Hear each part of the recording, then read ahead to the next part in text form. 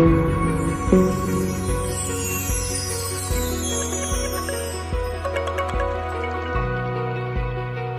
സംസാരിക്കുന്ന ഓരോ വാക്കും നമ്മുടെ ഭാവിയെ രൂപപ്പെടുത്തുന്ന ഓരോ ശിലകളാണെന്ന് എപ്പോഴെങ്കിലും നിങ്ങൾ ചിന്തിച്ചു നോക്കിയിട്ടുണ്ടോ? ഇന്ന് നമ്മൾക്ക് അതേക്കുറിച്ചാണ് സംസാരിക്കാനുള്ളത്. നമ്മുടെ ഉള്ളിലെയും അതുപോലെ പുറമേക്ക് പറയുന്നതുമായ വാക്കുകൾ നമ്മുടെ ജീവിതത്തെയും ബിസിനസ്സിനെയുമൊക്കെ എങ്ങനെയാണ് പണിതീർത്തുന്നത് എന്ന് നമുക്കൊന്ന് നോക്കാം. കാരണം എല്ലാ വലിയ കാര്യങ്ങളും തുടങ്ങുന്നത് ഒരു ചെറിയ വാക്കിൽ നിന്നോ അല്ലെങ്കിൽ ഒരു ആശയത്തിൽ നിന്നോ ആയിരിക്കുമല്ലോ. ഇതാണ് നമ്മുടെ ഇന്നത്തെ അടിസ്ഥാന ആശയം. നമ്മൾ പറയുന്ന വാക്കുകളില്ലേ, അതൊന്നും വെറും ശബ്ദങ്ങൾ മാത്രമല്ല, അത് നമ്മുടെ ഭാവിയുടെ നിർമ്മാണ സാമഗ്രികളാണ്. ഓരോ ദിവസവും നമ്മൾ സംസാരിക്കുമ്പോൾ നമ്മൾ പോലും അറിയാതെ നമ്മുടെ ജീവിതമെന്ന ആ വലിയ കെട്ടിടത്തിന് അടിത്തറയിടുകയാണ്. അതുകൊണ്ട് നമ്മൾ നമ്മളോട് തന്നെ ചോദിക്കേണ്ട ഒരു ചോദ്യമുണ്ട്. നമ്മുടെ ഈ വാക്കുകൾ കൊണ്ട് നമ്മൾ എന്താണ് നിർമ്മിക്കുന്നത്?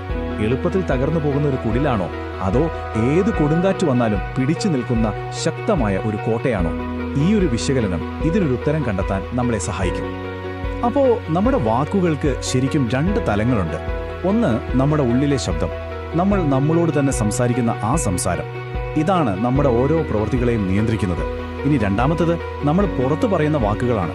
ഇത് മാർക്കറ്റിൽ അല്ലെങ്കിൽ ആളുകളുടെ ഇടയിൽ നമ്മുടെ സ്ഥാനം എന്താണെന്ന് തീരുമാനിക്കും. ഈ രണ്ട് ശബ്ദങ്ങളും തമ്മിൽ നല്ല ബന്ധമുണ്ട്. ഇതാണ് ഇതിലെ ഏറ്റവും നിർണായകമായ ഒരു കാര്യം. വാക്കുകൾ വെറുതെ യാഥാർത്ഥ്യത്തെ വിവരിക്കുകയല്ല ചെയ്യുന്നത്. അല്ല, അതിലുപരി അവ നമ്മുടെ വ്യക്തിത്വത്തെ, നമ്മുടെ ഐഡന്റിറ്റിയെ സൃഷ്ടിക്കുകയാണ് ചെയ്യുന്നത്. നമ്മൾ നമ്മളെക്കുറിച്ച് എപ്പോഴും എന്താണോ ആവർത്തിച്ച് പറഞ്ഞുകൊണ്ടിരിക്കുന്നത്, പതിയെ പതിയെ നമ്മളതായി മാറും. ഇതൊന്ന് നോക്കൂ, അപ്പോൾ കാര്യം വ്യക്തമാവും. എനിക്ക് ഭാഗ്യമില്ല എന്ന് നമ്മൾ പറയുമ്പോൾ അതൊരു വെറും പരാതിയായി മാത്രം കാണരുത്. നമ്മൾ സ്വയം നമ്മുടെ ഐഡന്റിറ്റിക്കൊരു ലേബൽ കൊടുക്കുകയാണ്, ഞാൻ ഭാഗ്യമില്ലാത്ത ആളാണ് എന്ന്. അതുപോലെ തന്നെ ഞങ്ങളൊരു ചെറിയ സ്ഥാപനമാണ് എന്ന് എപ്പോഴും പറഞ്ഞുകൊണ്ടിരുന്നാൽ വലിയ അവസരങ്ങൾ കാണുന്നതിൽ നിന്ന് നമ്മുടെ ചിന്തയെ നമ്മൾ തന്നെ തടയുകയാണ് ചെയ്യുന്നത്. അപ്പോൾ ഇതിൻ്റെ ഒരു ആഫ്റ്റർ എഫക്റ്റ് എന്താണെന്ന് വെച്ചാൽ അത് വളരെ വലുതാണ്.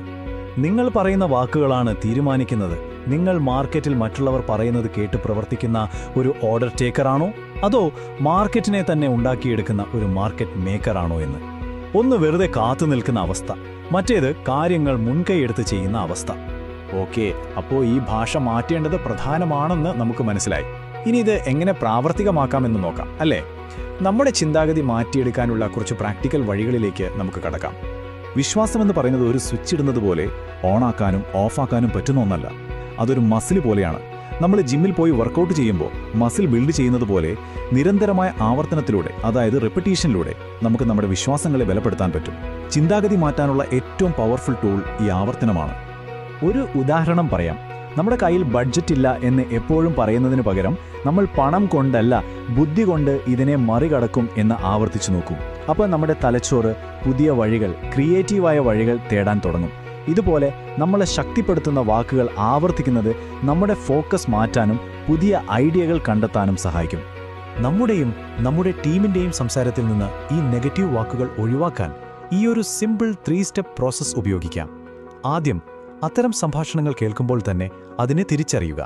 പിന്നെ സ്വയം ചോദിക്കുക, ഈ പറയുന്നത് എപ്പോഴും ശരിയാണോ? ഒടുവിൽ ആ നെഗറ്റീവ് വാക്കിന് പകരം കുറച്ചുകൂടി നല്ല പോസിറ്റീവായ ഒരു വാക്ക് വെച്ച് അതിനെ മാറ്റി സ്ഥാപിക്കുക. വാക്കുകൾ മാറുമ്പോഴുള്ള ഒരു മാജിക് നോക്കൂ. ആരും വാങ്ങുന്നില്ല എന്ന് പറഞ്ഞാൽ അതവിടെ തീർന്നു, ഒരു ഫുൾ സ്റ്റോപ്പാണ്.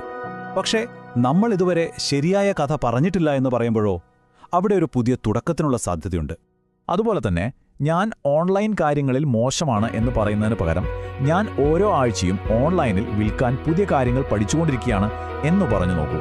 ആ മനോഭാവത്തിൽ തന്നെയുണ്ട് വലിയ വ്യത്യാസം. ഇതാണ് യഥാർത്ഥത്തിൽ ഒരു ഗ്രോത്ത് മൈൻഡ്സെറ്റ്. പുറത്തുനിന്നുള്ള ഭീഷണികളെ അവസരങ്ങളായി കാണാൻ നമ്മൾ ശീലിക്കണം. കോമ്പറ്റീഷൻ നമ്മളെ തകർക്കുന്നു എന്ന് പറയുന്നതിന് പകരം കോമ്പറ്റീഷൻ ഉള്ളതുകൊണ്ട് നമ്മൾക്ക് കൂടുതൽ മെച്ചപ്പെടാൻ പറ്റുന്നു എന്ന് ചിന്തിച്ചാൽ അത് നമുക്ക് കൂടുതൽ ഊർജം തരും. ഓക്കെ, അപ്പോൾ നമ്മുടെ ഉള്ളിലെ സംസാരം മാറ്റുന്നത് എങ്ങനെയാണ് ശരിക്കുള്ള നമുക്ക് കാണാൻ പറ്റുന്ന റിസൾട്ടിലേക്ക് എത്തുന്നത് എന്ന് നോക്കാം. കാരണം ചിന്ത മാത്രം മാറിയാൽ പോരല്ലോ, പ്രവൃത്തിയും മാറണം. എല്ലാം തുടങ്ങുന്നത് നമ്മുടെ വ്യക്തിത്വത്തിൽ നിന്നാണ്, നമ്മുടെ ഐഡന്റിറ്റിയിൽ നിന്ന്. നിങ്ങൾ നിങ്ങളെപ്പറ്റി എന്ത് വിശ്വസിക്കുന്നു എന്നുള്ളത് നിങ്ങളുടെ ഓരോ ദിവസത്തെയും ശീലങ്ങളെ നേരിട്ട് സ്വാധീനിക്കും.